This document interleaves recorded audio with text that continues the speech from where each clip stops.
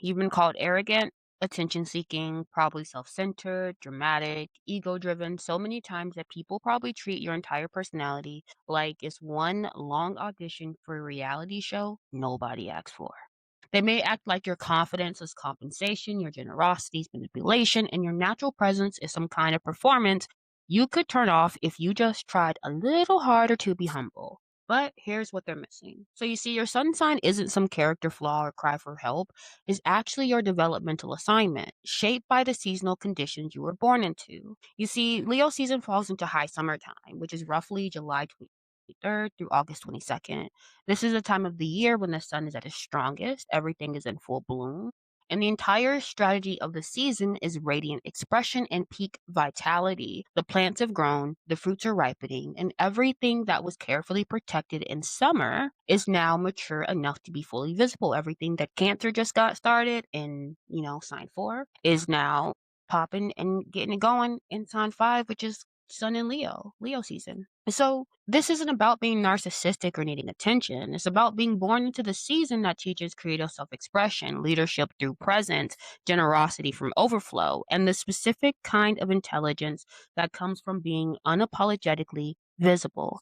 You see, what people call Leo traits are actually high summer survival strategies. And I just want to correct the record. Number one, people think you're arrogant when you're actually just not apologizing for existing.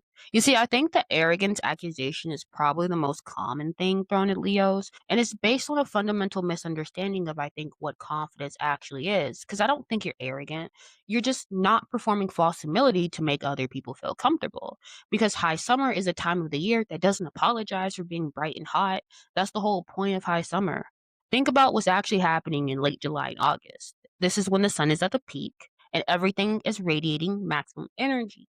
The flowers are in full bloom and they're not hiding behind leaves, feeling like, oh, I'm just not that colorful. No, the fruit is ripening, it's being fully visible, it's announcing its presence, and none of this is arrogance. That's things being exactly what they're supposed to be without dimming themselves. So you kind of have this innate natural sense of your own worth because you're born into the season that teaches self possession. You know what you bring. You're not confused about your value. That doesn't mean you think you're better than anyone else. It means you're not pretending to be less than you are. So, what people call arrogance could actually be you refusing to shrink so that they can feel bigger. Number two, people think that you're attention seeking when you're actually just naturally central. You see, the attention thinking seeking thing, I think it drives Leos insane because it assumes that you're performing for validation when you're really just occupying your natural position in the social ecosystem.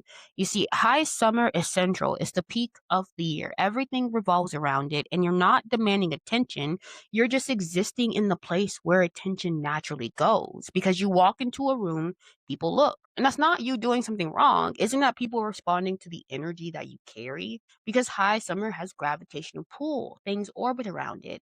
And for you, you probably have that same effect socially. People are likely drawn to your warmth, your energy, your presence, because you're not performing, you're just radiating, and radiation attracts. The accusation of self attention seeking. I think that usually comes from people who think that visibility is more something you should earn through suffering or self deprecation first. But you were born into visibility. It's your starting position, not your end goal. So what they call attention seeking could actually be you being comfortable in the centrality that's natural to your seasonal position. Number three, people think you're self-centered, and some of these slides are messed up on this one. I do apologize.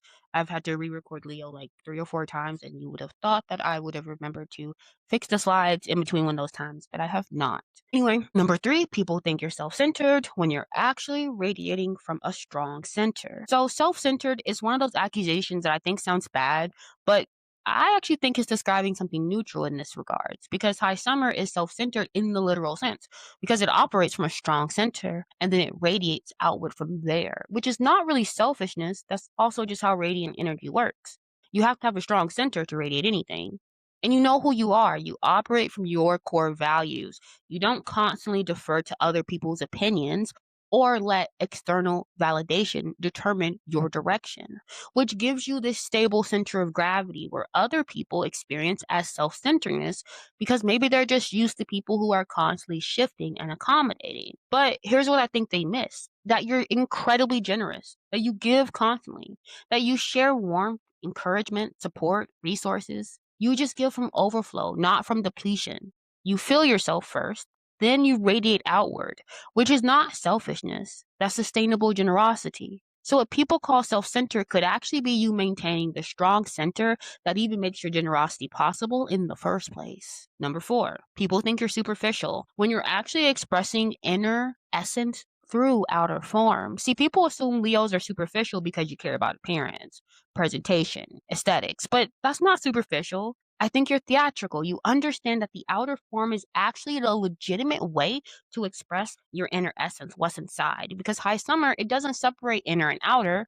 The flower's inner vitality is outer beauty when you think about it. They're the same thing, right? So you care about how things look because you understand that presentation matters. The way you show up in the world is part of your message, it's not separate from it. Libra also kind of works the same way with their aesthetics. So you dress intentionally, you speak intentionally, and you create these environments intentionally because you know that the form carries meaning, which is not being superficial. I want to call it artistic coherence. So the people who call you superficial, I think they usually may have some unresolved possible shame about wanting to be seen. Maybe they have learned that caring about appearance is vain, so they perform not caring and judge anyone who doesn't. Whereas you don't have that shame. You understand that beauty and creativity and self expression can also be legitimate forms of intelligence. So, what they call superficial could actually be you honoring the connection between essence and form. Number five, people think you're bossy when you're actually leading from a natural authority. So the bossy accusation, I think it assumes that you're overstepping by taking charge, but you're not overstepping, you're stepping into the leadership role that high summer occupies just naturally. Because high summer, it doesn't ask permission to be the peak of the year, it just is. And you're built the same way. You lead because leadership is your natural position, is your baseline, not because you're trying to control people. And you may have strong opinions how things should be done. And yeah, you may express those clearly. You'll probably organize people, delegate tasks, set some directions. But that's not bossiness. Honestly, I'd be like, go for it, boo. That's probably using your ability to see the bigger picture and to coordinate energy towards a collective goal. Not necessarily trying to dominate, but trying to create coherence. But the problem is that people typically want leadership when things are falling apart, when they ain't going well. But when things are going smoothly, they kind of usually grow some type of resentment. And you probably lead constantly, not just in crisis mode, which could make people uncomfortable because they're not used to having someone who has a clear vision and the confidence to execute it. So what they call bossy could actually be you providing the directional clarity that just high summer requires. Number six, people think you're being dramatic when maybe you're just actually operating at some full intensity.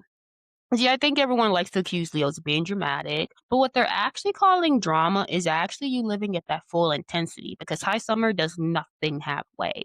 It's hot, bright, vivid, and completely present. And you're probably the same way. You probably fully feel things and then express those things you fully feel, fully boo, and engage with life at maximum amplitude, which is not drama, it's vitality. You don't have a moderate setting because does summer have a moderate setting? No. So when you're happy, you're radiant. When you're angry, you fierce. When you're hurt, you're wounded. You don't dilute your experience to make it more palatable for people who are uncomfortable with your intensity. You just feel what you feel at full volume. So what people call dramatic could actually be you refusing to mute your emotional range. Maybe they want you more measured, more controlled, more quote unquote appropriate. But appropriate for what? High summer is excessive. It got it to do. It's abundant. It is too much. That's the whole point. So your intensity, not some performance, is possibly you just being fully alive. Number seven, people think you need constant praise when you're actually thriving on genuine recognition. See, the needs constant praise thing, I think, is a misreading of what you're actually looking for because you don't need some empty flattery. You need to be genuinely recognized of what you've created or contributed. In high summer, it produces fruit, right? Fruit which needs to be harvested and appreciated, or the whole effort was just pointless. And you're kind of the same way inherently. You create things, and yeah, you want them to be acknowledged. And there's nothing wrong with wanting to be recognized for your work because you put real energy into what you do. You're generous with your time, your creativity, your support. Wanting that to be seen and valued isn't needy. I think is reasonable. The issue is that people have been taught that wanting to be recognized is immature. So they perform not caring and probably expect you to do the same, which you can't because being recognized is part of the creative cycle for you. So you create, you share, you receive feedback, you create more. That exchange is what fuels you. What people call needing praise is actually you participating in a healthy cycle of creation and acknowledgement, not necessarily fishing for compliments, but maybe trying to make sure your contributions land. Number 8.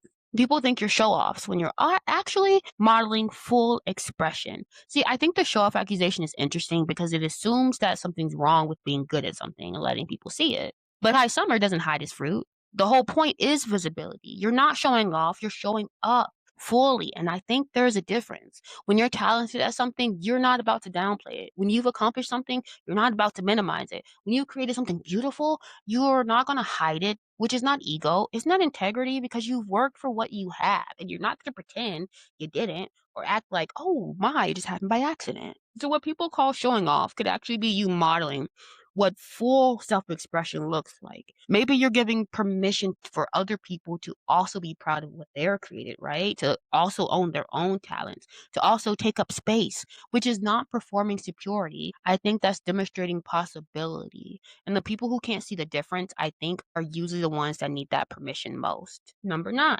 People think that you are high maintenance when maybe you're just actually very clear about your standards. See, I think high maintenance is kind of code for has needs and doesn't hide them, which somehow is becoming an insult, but I don't think you're high maintenance. I think you're just very clear about what you need to be able to function well, and you're not that apologetic about it because high summer has requirements, right? It needs water, sunlight, space to expand, and you're inherently the same way. You know what you need and you ask for it. You have standards for how you want to be treated, what kind of environments you'll participate in, what level of efforts things deserve, which doesn't make you difficult. I think it makes you self aware. And the people who call you high maintenance are typically the people who want access to you without having to meet you at your level. So I don't think you're being or asking for anything unreasonable. Maybe you're asking for respect, for that to be reciprocal, for care that matches what you give. And what they call high maintenance could actually be you having boundaries and standards, knowing your worth and not settling for less than what you deserve, which is not being difficult. Isn't that having self respect? Number 10, people think you're dominating when you're actually creating space for others through your strength. See, the dominating accusation assumes that your presence takes up all the space and leaves none for anyone else. But that's not how high summer works. High summer is abundant, it creates overflow. Your strength doesn't diminish other people, it creates a container where other people can also be strong. So you lead, yeah, you're visible, yeah, but you also do champion other people. You'll celebrate their wins, you'll amplify their voices, you'll create opportunities for them to shine, which is not dominating, it's using your position to lift others up. Because the sun, it doesn't diminish the plants, doesn't it make them grow? So the people who experience you as dominating could be people who are uncomfortable with anyone having clear authority or presence. Maybe they want everyone to be equal in the sense of equally diminished, which is not something you can do because you lead from the front and you bring people with you. So what they call dominating is actually you creating the conditions where everybody can thrive. And our last one, number 11, people think you're ego driven when you're actually powered by creative life force. And I think this is a big one because people assume that Leos are ego driven, which implies everything you do is about propping up some fragile sense of self, right? But that's not what's happening. You're not driven by ego, you're driven by creative life force because high summer is that peak expression of solar energy. Everything is at maximum vitality. And you're the same way. You're powered by the urge to create, to express, and to radiate. And your drive isn't about proving something or compensating for insecurity. It's about expressing what's alive in you. You create because you have to. You shine because you're full of light. You lead because you have the energy to direct, which is not ego. That's vitality seeking expression. So, what people call ego driven could actually be you responding to your aliveness. You're fully present, fully expressed, fully yourself. And that intensity makes people uncomfortable because most people have been taught to dim themselves, and you won't do that. You can't do that.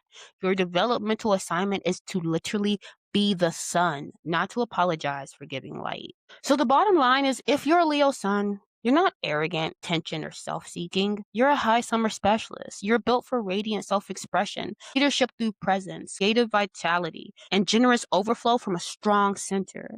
And what people call your negative traits are actually sophisticated strategies for the season you were born into. You're not here to shrink and apologize. You're here to occupy your full presence, and I believe to give others permission to do the same. You're not here to hide your talents. You're here to model what full self expression looks like. You're not here to lead quietly from the back. You're here to lead visibly from the front and to bring people with you. The people who get you, they understand that your confidence isn't arrogance, it's self possession. That your visibility isn't attention seeking, it's natural centrality. That your strength is a domination, it's the container that makes everyone else's strength. And the people who don't get you, they'll keep asking you to be smaller, quieter, less. Let them. You got light to give, and the world needs it, whether they admit it or not.